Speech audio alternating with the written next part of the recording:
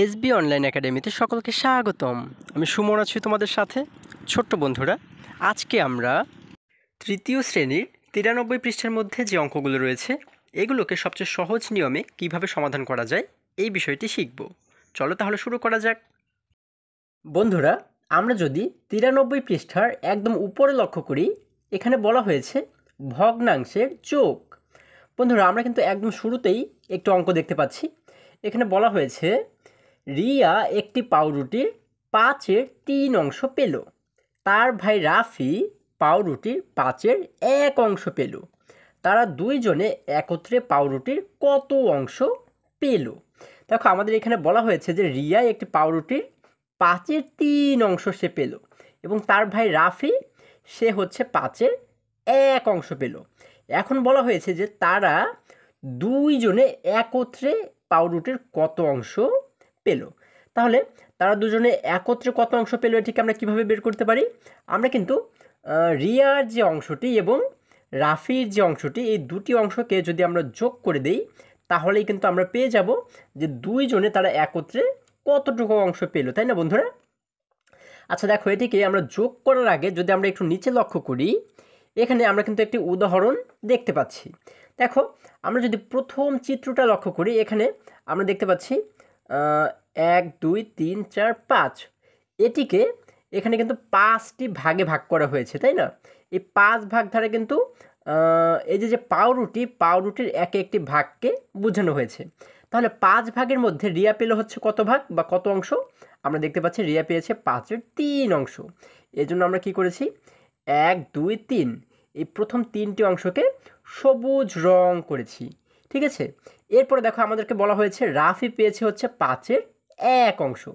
এখন রাফির বিষয়টা দেখানো হয়েছে কিন্তু আমাদের এই যে নিচে দেখো, এখানেও কিন্তু আমরা 5টি অংশ বা 5টি ভাগ কিন্তু দেখতে পাচ্ছি। দেখো, 1 2 3 4 5। তাহলে 5 অংশের মধ্যে রাফি পেয়েছে কত অংশ? 5-এর 1 অংশ। এই জন্য কিন্তু এই 1 অংশকে আমরা সবুজ রং করেছি, তাই না? এখন দেখো, আমি যদি তোমাদেরকে বলি যে রিয়া এবং রাফি তারা দুজনে একত্রে মোট কত অংশ পেল, তখন তোমরা কি বলতে পারো? যেহেতু আমরা দেখতে পাচ্ছি রিয়া পেয়েছে হচ্ছে 1 2 3 অংশ এবং রাফি পেয়েছে 1 অংশ, তাই না? তাহলে 3 এবং 1 মিলে হয়ে যায় কত? আমরা জানি 3 এবং 1 মিলে হয়ে যায় 4। তার মানে দুজনে মিলে মোট পেয়েছে কত অংশ? 4 অংশ, অর্থাৎ 5-এর 4 অংশ আমরা কিন্তু এটি বলতে পারি, তাই না? আচ্ছা দেখো, এখন যদি আমরা এটিকে পাশাপাশি লিখে এই যে রিয়ার অংশ এবং রাফির অংশ এই দুটিকে পাশাপাশি লিখে যদি যোগ করি আমরা, তাহলে কি আমাদের 5-এর 4 অংশ বের হয় কিনা আমরা একটু এটিকে দেখে আসি। বন্ধুরা, আমরা দেখতে পাচ্ছি রিয়া পেয়েছে হচ্ছে 5-এর 3 অংশ, তাই না? এই জন্য আমরা প্রথমে লিখলাম 5-এর 3। এরপরে আমাদেরকে বলা হয়েছে রাফি পেয়েছে হচ্ছে কত? 5-এর 1 অংশ, তাই না? এই জন্য আমরা এখানে লিখলাম 5-এর 1। এখন এই দুটি যে ভগ্নাংশ, এই দুটিকে যদি আমরা যোগ করি, দেখো তাহলে আমরা কি করব? মাঝখানে আমরা একটি যোগ চিহ্ন দেব। এখন এই পাশে আমরা একটু সমান সমান চিহ্ন দিচ্ছি। এখন এইখানে কিন্তু আমরা উত্তরটিকে লিখব। দেখো বন্ধুরা, ভগ্নাংশের যোগের ক্ষেত্রে আমাদের যে বিষয়টি খেয়াল রাখতে হবে সেটি হচ্ছে এই যে নিচের সংখ্যাটি দেখো, আমরা জানি একটি ভগ্নাংশের দুটি সংখ্যা থাকে, তাই না? উপরে একটি এবং নিচে একটি। তাহলে নিচে যে সংখ্যাটি থাকে এটিকে কি বলা হয়? এটিকে বলা হয় হচ্ছে হর, তাই না? এটিকে কি বলা হয়? আমরা কিন্তু এর আগেও শিখেছি, এটিকে বলা হয় হর। এবং উপরের অংশকে বলা হয় হচ্ছে লব, তাই না? তাহলে এই যে হর থাকে, আমরা দেখব যে দুটি ভগ্নাংশের হর একই রকম আছে কিনা বা একই সংখ্যা আছে কিনা। দেখো, এখানে রয়েছে 5 এবং এখানেও কিন্তু হর রয়েছে 5। তার মানে কি দুটোতেই আমাদের একই সংখ্যক হর রয়েছে। যদি একই সংখ্যা থাকে তাহলে আমাদের উত্তরে গিয়েও হর একই সংখ্যাই হবে, অর্থাৎ এই একই সংখ্যাটি হবে। যেহেতু 5 রয়েছে তার মানে এখানে আমাদের লিখতে হবে 5।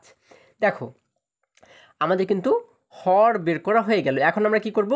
উপরে যে সংখ্যাটি বা লবকে কিন্তু আমরা এখানে বের করব। তাহলে আমরা এখানে দেখতে পাচ্ছি কি উপরে রয়েছে 3 এবং এখানে রয়েছে 1। তাহলে এই 3-এর সাথে 1কে আমরা এবারে যোগ করে দেব, যেহেতু মাঝখানে যোগ রয়েছে। দেখো, খুবই সহজ কিন্তু বন্ধুরা। আমরা যদি এখানে দেখি 3 এবং 1 এই দুটিকে যদি আমরা যোগ করি তাহলে কত হয়ে যায়? 3 এবং 1 মিলে হয়ে যায় 4। আমরা উপরে লিখে দিব 4। দেখো তাহলে কিন্তু আমাদের উত্তর হয়ে গেল 5-এর 4 অংশ, তাই না?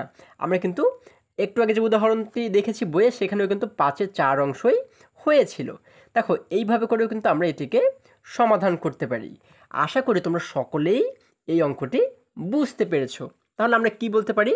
আমরা এখানে বলতে পারি হচ্ছে রিয়া এবং রাফি তারা দুজনে একত্রে পাউরুটির মোট কত অংশ পেল? মোট হচ্ছে 5-এর 4 অংশ পেল। বন্ধুরা এরপরে দেখো আমরা যদি একটু নিচে লক্ষ্য করি, আমরা কিন্তু এখানে একটি ছেলে শিশুর ছবি দেখতে পাচ্ছি। সে কি বলেছে? আমরা কিভাবে যোগ করব। দেখো আমরা রিয়ার যে অংশ এবং রাফির যে অংশ, এই দুটি অংশকে কিন্তু পাশাপাশি লিখে কি করেছি? মাঝখানে একটি যোগ চিহ্ন দিয়েছি, তাই না? তাহলে দেখো এই যোগটাই কিন্তু আমাদের এইখানে নিচে কিন্তু দেখানো হয়েছে। 5-এর 3 যোগ 5-এর 1, এই দুটিকে যখন আমরা যোগ করলাম আমরা কিন্তু উত্তর পেয়েছিলাম কত? 5-এর 4। দেখো আমি কিন্তু এটি আগেই তোমাদের জন্য লিখে রেখেছি। আমরা যেটি বোর্ডে একটু আগে করেছি সেই একই উত্তরই কিন্তু আমরা এখানে লিখে দিয়েছি।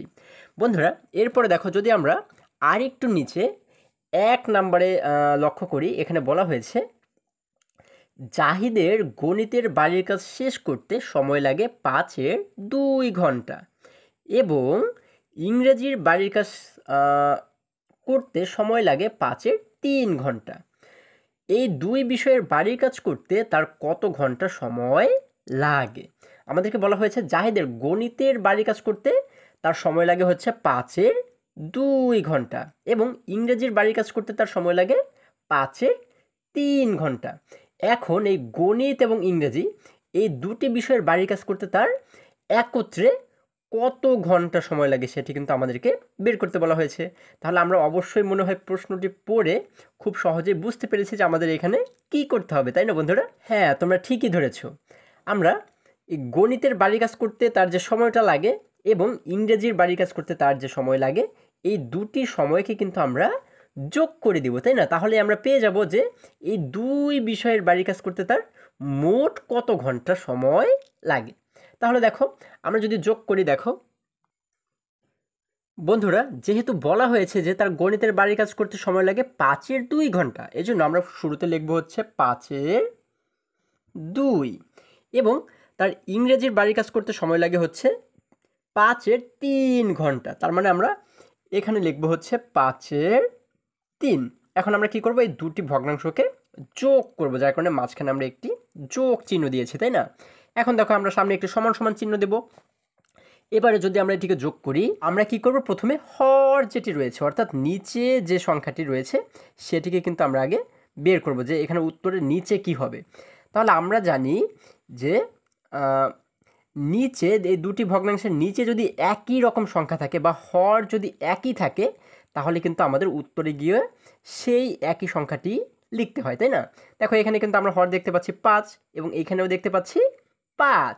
তার মানে দুটি কি নিশ্চয়ই একই সংখ্যা, তাই না? যার কারণে আমরা উত্তরে গিয়ে কিন্তু আমরা এই 5টাকেই লিখে দেব। আমরা লিখে দিলাম 5। এরপর আমরা কি করব? এখন লব যেটি রয়েছে সেটিকে আমরা বের করব। লব কিভাবে বের করব? আমরা এখানে দেখতে পাচ্ছি উপরে রয়েছে 2 এবং এখানে রয়েছে 3। তাহলে 2 এবং 3কে আমরা এবারে যোগ করে দেব, যেহেতু মাঝখানে একটি যোগ চিহ্ন রয়েছে। আমরা জানি 2 এবং 3কে যোগ করলে হয়ে যায় 5, তাই না? তাহলে আমরা এখানে লিখে দিলাম 5। দেখো আমরা তাহলে যে উত্তরটি পেলাম সেটি হচ্ছে কি 5-এর 5। বন্ধুরা এইখানে কিন্তু একটি বিষয় আমাদের বোঝার রয়েছে, সেটি হচ্ছে বন্ধুরা আমরা আগের অঙ্কে যে উত্তরটি এখানে বের করেছিলাম আমরা কিন্তু সেটিকে সরাসরি উত্তর হিসেবে ধরে নিয়েছিলাম, তাই না? কিন্তু দেখো এই যে অঙ্কটি আমরা দেখতে পাচ্ছি এখানে আমরা পেয়েছি কত? 5-এর 5। আমাদের সবসময় মনে রাখতে হবে আমরা এখানে যে উত্তরটিকে বের করব এই উত্তরটিকে কোনো সংখ্যা দিয়ে ভাগ করা যায় কি না আমরা সেটিকে দেখব, ঠিক আছে? অর্থাৎ এই যে উপরে 5 রয়েছে এবং নিচেও 5 রয়েছে, এই দুটি সংখ্যাকেই এমন কোনো সংখ্যা রয়েছে কিনা যে সংখ্যা দিয়ে এই দুটিকেই ভাগ করা যায়। হ্যাঁ, যেমন দেখো আমরা কিন্তু 5কে 5 দ্বারা ভাগ করতে পারি, আবার এই নিচের 5কেও কিন্তু 5 দ্বারা ভাগ করতে পারি। আমাদের এমন একটি সংখ্যা দেখতে হবে, সবসময় এটা আমাদেরকে মনে রাখতে হবে, এমন একটি সংখ্যা আমাদেরকে দেখতে হবে যে সংখ্যা দিয়ে উপরের সংখ্যাকেও ভাগ করা যাবে এবং নিচের সংখ্যাকেও ভাগ করা যাবে। ঠিক আছে, একই সংখ্যা দিয়ে কিন্তু দুটিকে ভাগ করতে হবে।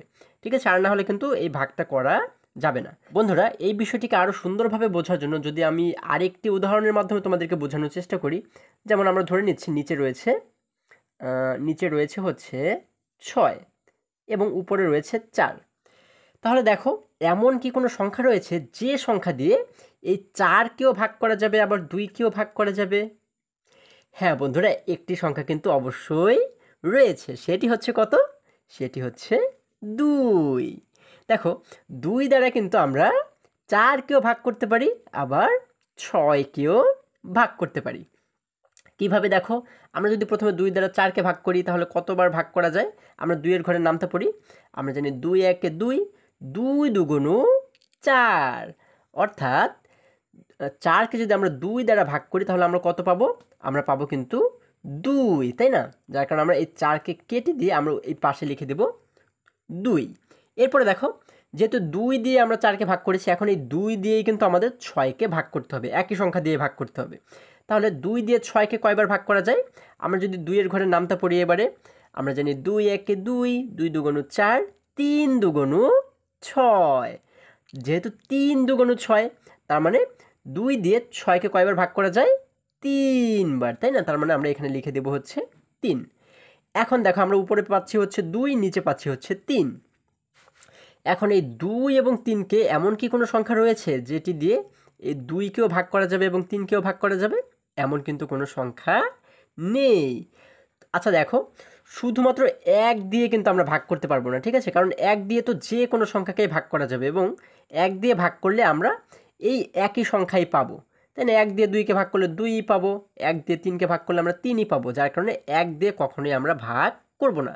1 ছাড়া অন্য কোনো সংখ্যা দিয়ে ভাগ করা যায় কিনা সেটিকে আমরা দেখব, ঠিক আছে? তাহলে দেখো, এখানে আমরা কি পাচ্ছি? উপরে পাচ্ছি হচ্ছে 2 এবং নিচে পাচ্ছি হচ্ছে আমরা 3। তাহলে এটির উত্তর হবে কি? এটির উত্তর হবে হচ্ছে 3-এর 2, ঠিক আছে? এইভাবে করে কিন্তু আমরা এই ভগ্নাংশগুলোকে কাটাকাটি করব বা ভাগ করব। দেখো, একই রকমভাবে এইখানে আমরা কিন্তু উপরে দেখতে পাচ্ছি 5, নিচে দেখতে পাচ্ছি 5।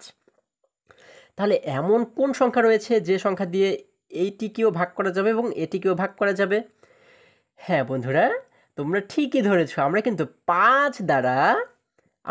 5 দ্বারা এই দুটিকেই ভাগ করতে পারি। দেখো, 5 দ্বারা 5কে কয়বার ভাগ করা যায়? আমরা জানি 5 একে 5, অর্থাৎ 5 দ্বারা 5কে একবার ভাগ করা যায়, তাই না? বা 5 দ্বারা 5কে ভাগ করলে আমরা 1 পাই। এরপরে দেখো, আবার এই 5 দ্বারা এই 5কে ভাগ করলে আমরা কত পাই? 5 দ্বারা 5কে ভাগ করলে কিন্তু আমরা 1 পাই বা একবার ভাগ করা যায়। তাহলে আমরা উপরে পাচ্ছি কত? উপরে পাচ্ছি 1 এবং নিচেও পাচ্ছি 1। অর্থাৎ আমাদের এই যে ভগ্নাংশটি, এই ভগ্নাংশটি হচ্ছে কি হবে? বা এই ভগ্নাংশটিকে আমরা কিভাবে করে লিখব? আমরা পাচ্ছি হচ্ছে নিচে 1 এবং উপরেও 1। বন্ধুরা, যখন আমরা নিচেও 1 পাবো এবং উপরেও 1 পাবো, তখন কিন্তু আমরা এটিকে শুধুমাত্র 1ও লিখতে পারি। শুধুমাত্র আমরা 1ও এটিকে লিখতে পারি, ঠিক আছে? কারণ হচ্ছে, ধরো যে কোনো একটি সংখ্যা যদি আমাদের এখানে 7 থাকে, হ্যাঁ, এই 7-এর নিচে যদি কিছু না থাকে তাহলে আমরা মনে মনে এটিকে এখানে একটি 1 ধরে নিতে পারি। ধরো এখানে 9 রয়েছে, শুধু 9, তাহলে এই 9-এর নিচে মনে মনে আমরা 1 ধরে নিতে পারি, ঠিক আছে? তো যখন যে কোনো সংখ্যার নিচে 1 থাকবে তখন সেটিকে কিন্তু আমরা লিখলেও হবে, না লিখলেও হবে। অর্থাৎ এই যে 1-এর 1 পাচ্ছি, এই 1-এর 1কে কিন্তু আমরা শুধুমাত্র 1 লিখতে পারি। এই যে উপরে যে 1 রয়েছে, এই 1কে কিন্তু আমরা লিখতে পারি। কারণ হচ্ছে কি, এর নিচে মনে মনে আমরা জানি যে একটি 1 রয়েছে, সবসময় নিচের 1 কিন্তু থাকে, ঠিক আছে? যার কারণে এটিকে আমরা কি বলতে পারি? এটিকে কিন্তু আমরা শুধুমাত্র 1 বলতে পারি। এই 1 হচ্ছে আমাদের উত্তর। তার মানে আমাদের প্রশ্নে কি বের করতে বলা হয়েছিল? আমাদেরকে কিন্তু প্রশ্নে বের করতে বলা হয়েছিল তার 2 বিষয়ের বাড়ির কাজ করতে কত ঘন্টা সময় লাগে। তাহলে আমরা কি লিখতে পারি? যে তার 2 বিষয়ের বাড়ির কাজ করতে সময় লাগে হচ্ছে 1 ঘন্টা, তাই না? 1 ঘন্টা। আশা করি তোমরা সকলেই বুঝতে পেরেছো। এরপরে যে অঙ্কটি রয়েছে, আমরা যদি সেই অঙ্কের কাছে চলে যাই, বন্ধুরা, এখানে একদম নিচে বলা হয়েছে, যখন আমরা সমহর বিশিষ্ট ভগ্নাংশের যোগ করব, যোগফলের হর হবে ভগ্নাংশগুলোর সাধারণ হর এবং লব হবে ভগ্নাংশের লবগুলোর যোগফল। অর্থাৎ আমরা যেভাবে করেছি সেটি কিন্তু এখানে বোঝানো হয়েছে। আশা করি এই পৃষ্ঠার প্রতিটি অঙ্ক তোমরা খুব সুন্দরভাবে বুঝতে পেরেছো। আজকে আমাদের এই পর্যন্তই, আবারও দেখা হবে পরবর্তী ভিডিওতে। সকলে ভালো থাকো, সুস্থ সবল থাকো, এই কামনা করে শেষ করছি। ধন্যবাদ সকলকে।